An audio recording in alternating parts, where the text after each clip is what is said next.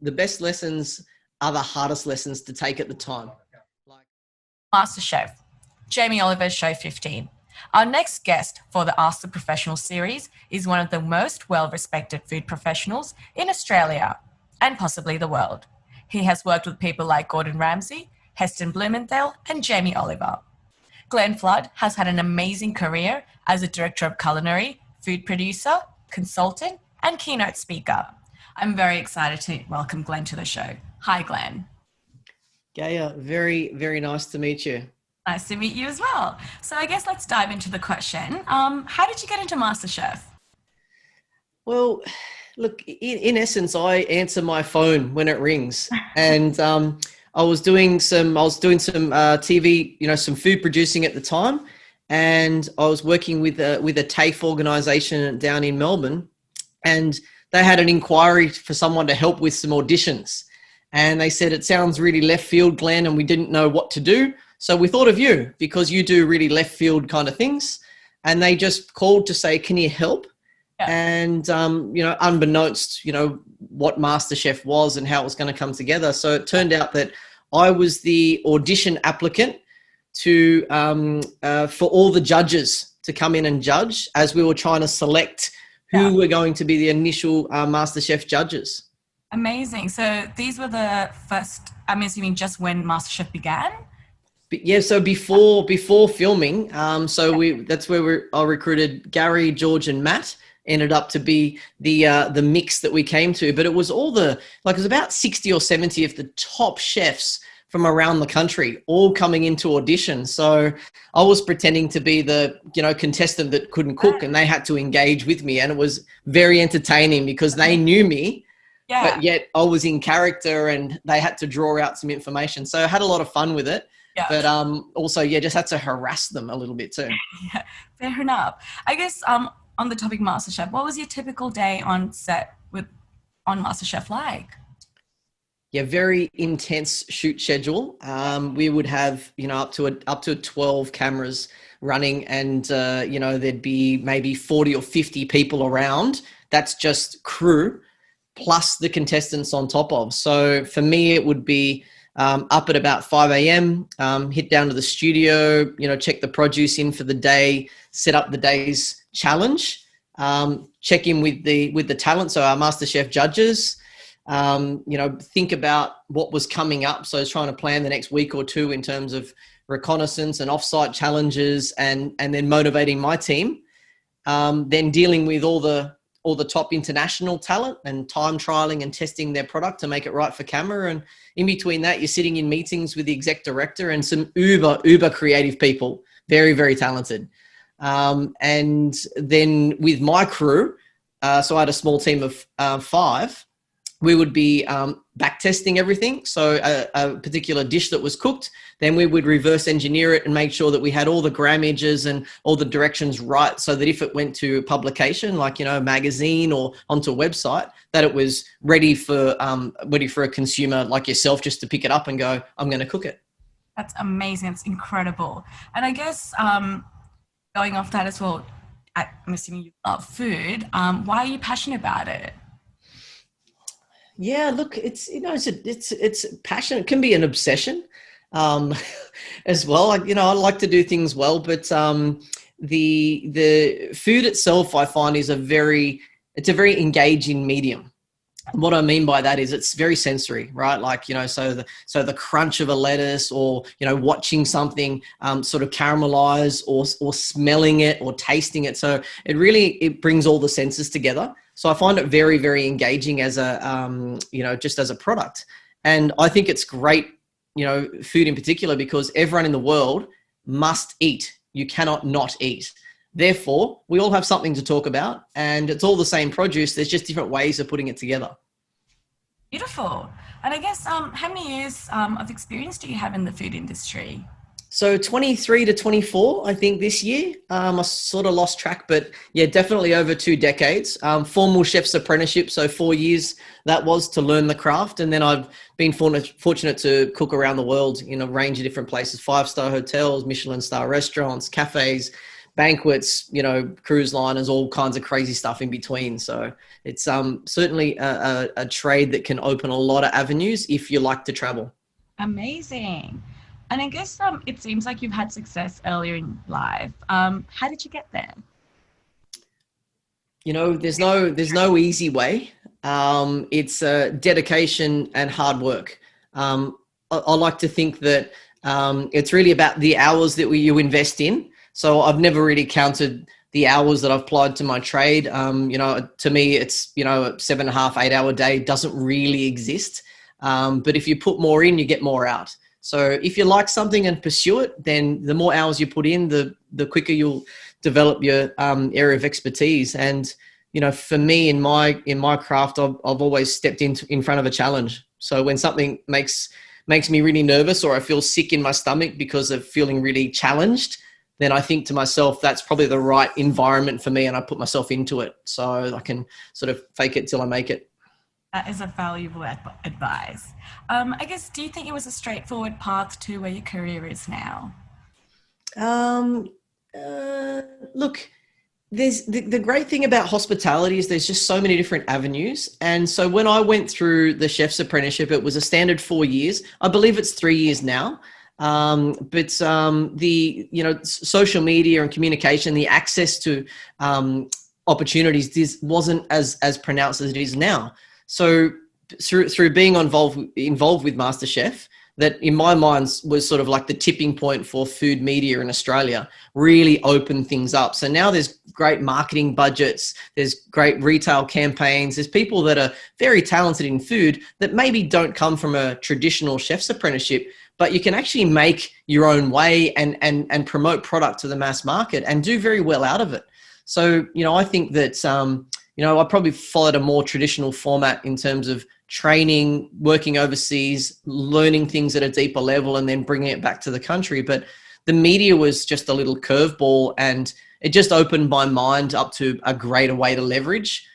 In this day and age, you can actually, through your social media platforms, you can create yourself a great little following very quickly. So there's a lot easier ways to do it now, but you still need to be dedicated and you still need to put the hours in.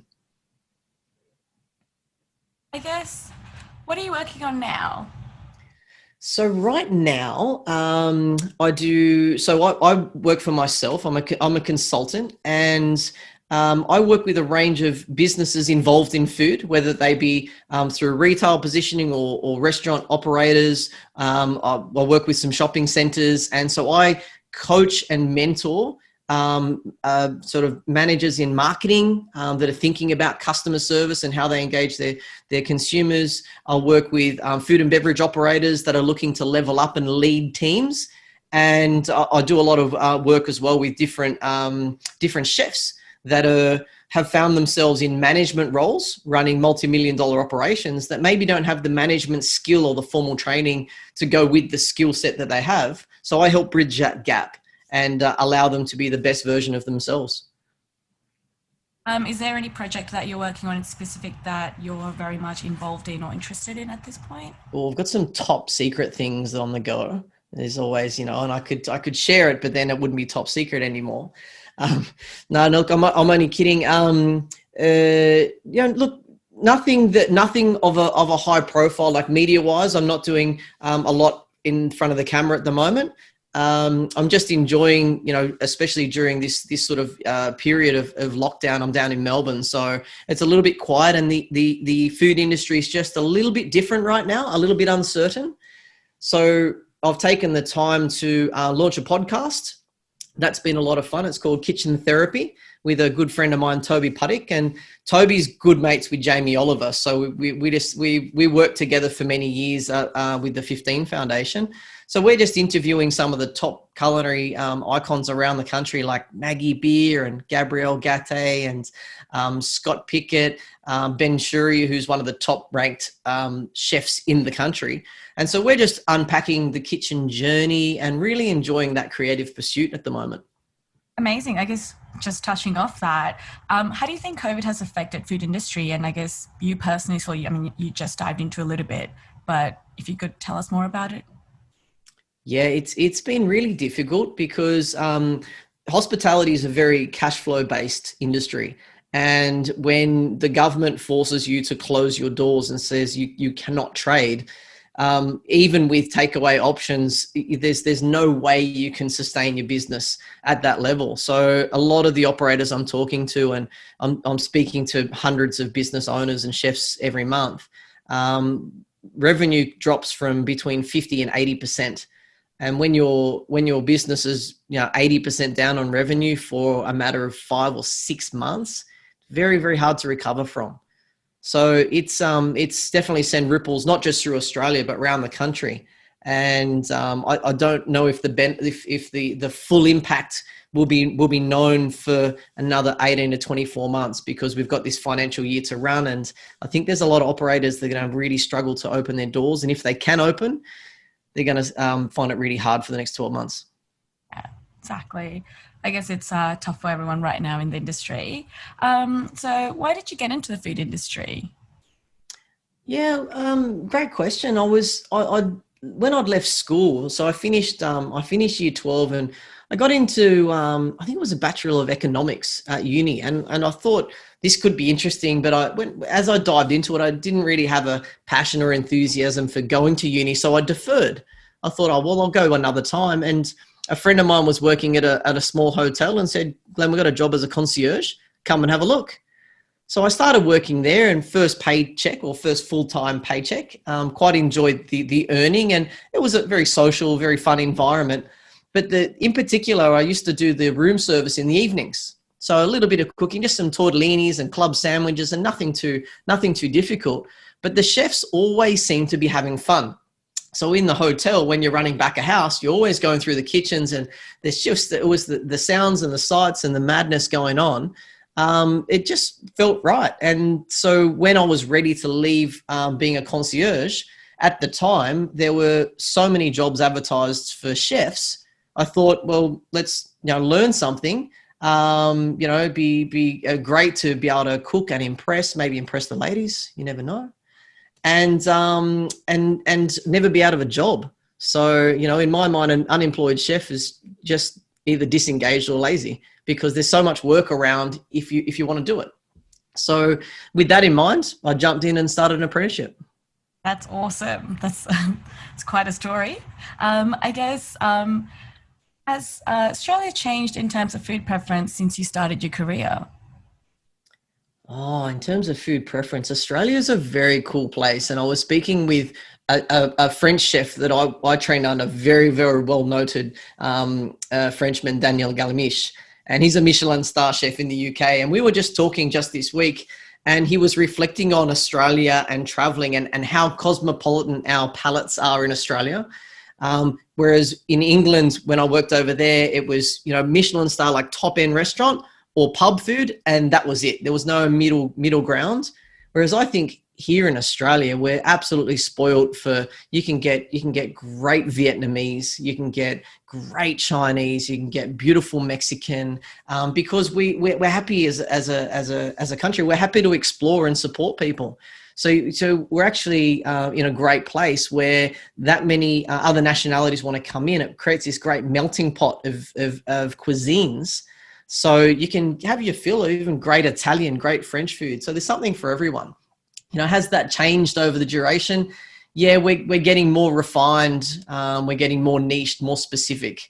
So, like the Italian restaurant back in the day might have been lasagna and a pasta. And, today it's a handmade gnocchi. It's something delicious, from Sicily. It's getting more regional specific. So I think that as Aussies love to travel around the country and look at experiences and learn and appreciate, then we come back home and think, why can't we get that here? And in most instances, we can if we look for it. It is a beautiful thing being able to have food, be accessible so easily, and so diverse amount of food as well. I guess, what's something that you ate now that you didn't or wouldn't eat as a kid? Oh, got to be Brussels sprouts.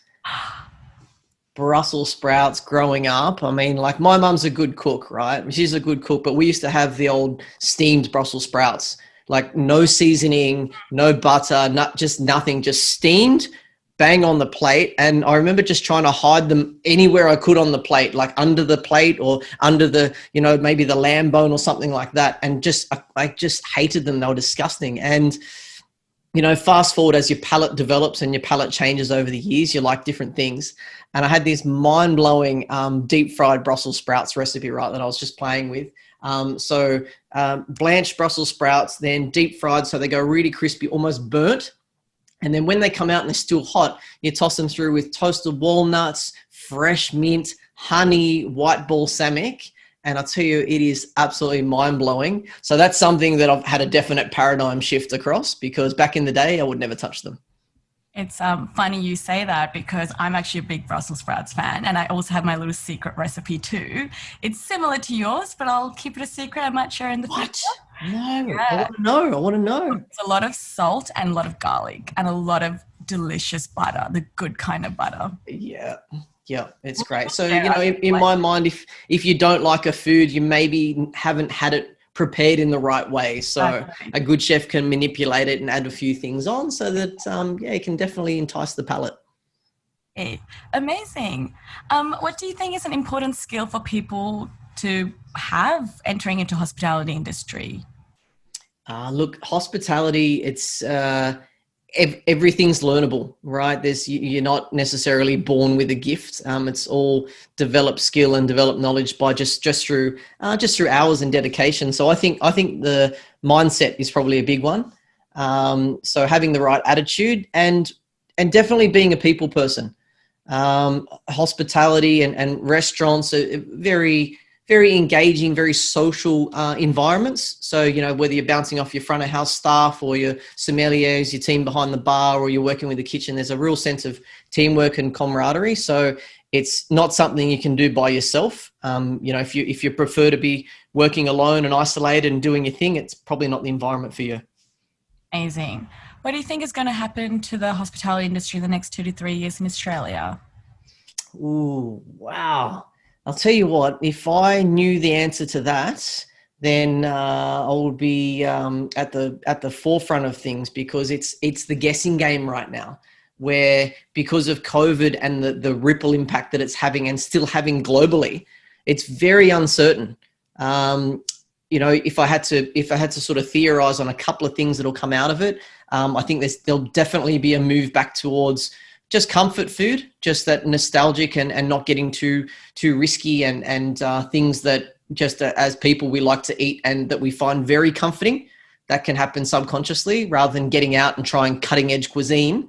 It's now time just to be familiar, because the world's shifted so much and there's so many things that we used to take for granted that we can't.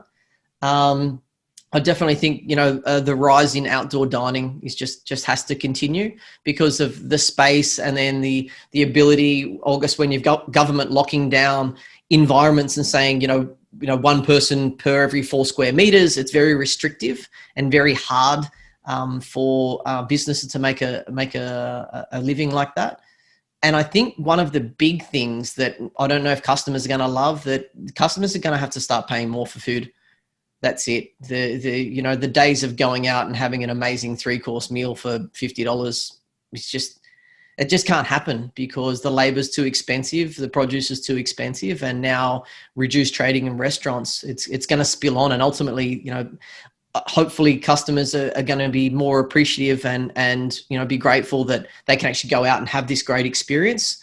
Others that don't or can't afford, they'll just be eating more at home, and that's not a bad thing. I think there's been a good surge in home cooking, definitely from the people I'm in touch with, and what I'm seeing back to, making your own sourdough at home. I made a load of dumplings the other day and some gyozas as well. And I'm just really having a lot of fun, just because it's, I've got time. So when you've got time, take time. And there's not also bad things about quarantine. It's been great for a lot of people, baking and cooking. Absolutely. The next thing would be more on the mentorship side. Do you think it's important to have a mentor or coach for your career? And if so, why? If not, why not? Yeah, I'm a massive fan, and it's what I do. A lot. I've got about always about 15 to 20 different clients at any one time that I'm working one-on-one strategically with, to challenge them and their growth. because a good mentor can just guide you through and show you that there's pathways to go along and help catapult your journey in the right direction. The old way of doing it, of trial and error, well, you'd rather not go through the erroring if you can. If you've got someone to guide you on the way through, that's great. And I think in the current climate, the ability to access good coaches and mentors is a lot more pronounced now than it was when I remember going through school. You might have had a coach or someone like a sporting coach or something that used to yell at you, but you didn't understand why they were yelling and the way they were conducting. So as a young person, you might kind of shut down or just think this guy's carrying on and I don't really feel right in this environment, and just leave. Whereas the understanding now that sometimes it takes that to get the best performance or the best driver, which works really well for some people. For other people, it just doesn't work at all.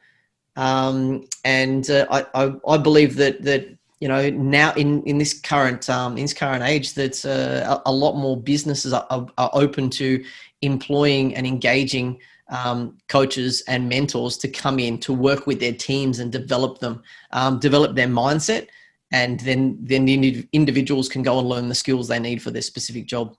Amazing. Did you have someone in your life that guided you?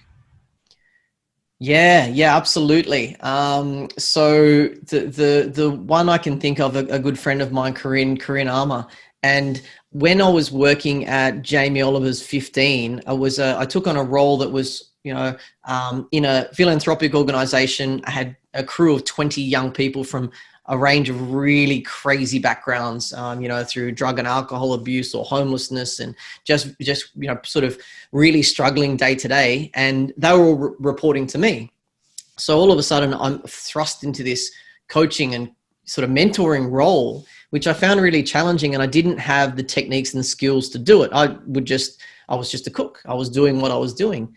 And through that, spending so much time with them, and I was clocking in, 80 to 100 hours a week sort of on the tools, and I was very fatigued, and I just started burning out. And the director I had at the foundation said, look, I've got a really good friend who works with Leadership Victoria, and you should meet her and she might be able to help you. And so, we just introduced and grabbed a coffee. But Corinne had come from a corporate background at ANZ, done a lot of high-end coaching, and she'd done this leadership program. And as part of the program with Leadership Victoria, she needed to do some pro bono work. So she picked me up as a client and just helped me through a time that was really mentally and physically challenging for me. I was just, I had a son. So, firstborn, he's, a couple of months old, and I'm doing all this workload and just taking so much emotionally on. She gave me the tools and techniques just to work through it and just open my mind to, the positive side of things and how I could move forward. So that was, really, really pivotal part for me. And even today, now that I'm a coach, I have a coach. So there's always more people that I can draw and learn from, and that helps me. If I'm stuck in a bad situation, or I need some different ideas or another perspective to put together some framework for a client, I've got someone I can draw on and say, hey, what's the next level? Because there's always a next level. That's awesome. Do you think working alongside the right kind of person or organization is important? Yeah, you've got to find an environment that you thrive. So it's putting yourself in a situation that is really tough, and that you're waking up every day and just either hating going to work, or not engaged with the team you're in. You've got to have a really good look at yourself and think, well, what is it? Is it that I'm uncomfortable because I'm out of my depth here? Am I running an imposter syndrome because they think that I'm better than I am? Or am I challenged? And, once you can reflect on that personally, then you've got to think about how you're turning up in the work environment. Because if you're not bouncing some good energy around the office or with your team, well, you can't expect any back. It's a two-way street. So the more you give energetically, the more you'll receive back, and that's a good way to grow. Amazing. And I guess, what would you tell your 20-year-old self now? Oh, wow. Look, you know what? I'd just have a good laugh with my 20-year-old self that thought he knew something but really didn't know anything. and reflect back at just probably know that the best lessons are the hardest lessons to take at the time. Like when you really think it's tough, you really think there's no light at the end of the tunnel and there's no way forward and it looks bleak. That's when you're really, really learning. But it takes a level of maturity to be able to reflect back on it and appreciate the lesson at the time. So probably I'd say as well, just take a breath and don't take yourself too seriously, because just relax. The sun's going to come up tomorrow. All is going to roll on. I think that's a great advice. So that ends our time with Glenn today. For those interested in hearing more from him, tune into his podcast, Kitchen Therapy. He's had amazing guests like Maggie Beers and many more to come. Again, thank you, Glenn, for joining us today. Don't forget to follow Glenn's journey on Facebook and Instagram, and he's also got his website, glennflood.com.au. Thanks, Glenn. Pleasure.